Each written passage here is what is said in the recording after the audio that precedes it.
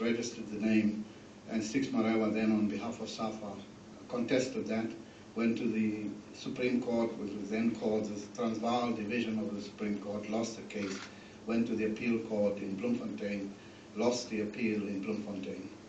And that is now history, that Stanton Woodrush owned then, particularly Class 25, which is, in my view, the money class, the merchandising and licensing program.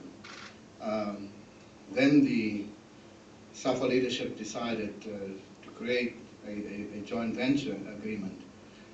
When we negotiated the new contract with Puma, this matter was raised, and the executive took a decision that we must have exclusive ownership of the name attached to the team, because we own the team exclusively, and therefore we should own the name. And of course there were legal impediments and historical problems to overcome. The first position then that the executive indicated was to find a new name, and you know now that path we went. Many people suggested new names for the team, and in that process we received many messages from Stanton Woodrush via Neil Lazarus, who's sitting here, that why don't you talk to us? And of course you carried all sorts of price tags on the name. Don't know where you got the information from, but we felt that we must not be led by you. We should engage them, which we did with a series of meetings, and finally we had a settlement, which we reached just 2 days ago, in terms of which the name Bafana Bafana will now be exclusively owned by the South African Football Association.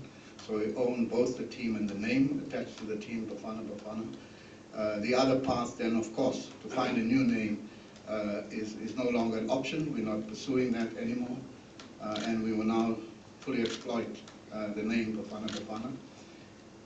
The agreement then also provides that we will pay 5 million rand over a year, over a 12-month period, in exchange for full and final ownership, as well as also dealing with matters with SLAM. So that in a nutshell is the crux of the agreement, that for 5 million rand we'll own Bafana Bafana exclusively, and that would not have been achieved if it was not, in a negotiation there's always two partners, and one willing partner will not find a settlement. You need two willing partners, and I think we must thank Neil Lazarus representing the other party. He was always willing to listen and to pursue a solution on behalf of the parties, and of course he couldn't do it unless he was mandated to do so. So we also want to recognize that there was a willingness on both sides to pursue a difficult question with long history in South African football, and it is now settled, and we are very, very happy to announce today that the matter is settled and Safa can now fully exploit the rights attached to the name Bafana Bafana.